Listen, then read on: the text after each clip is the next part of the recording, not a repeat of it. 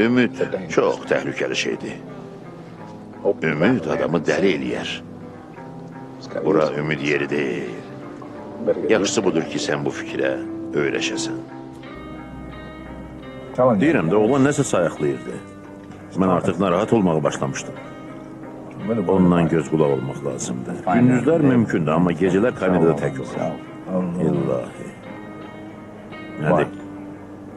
Andy bugün camaşırxanaya gəlib məndən kəndir istədi. Kəndir? 6 fut uzunluğunda. Andy heç vaxt belə şey eləməz.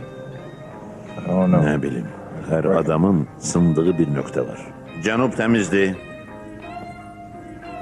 Biri çatmır. İkinci mərtəbə 245-ci kamera. Dufresne, çıx, bizi yubatma. Lənətə gələsən.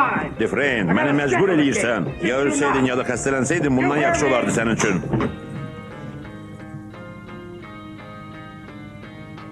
İlahi, aman Allah.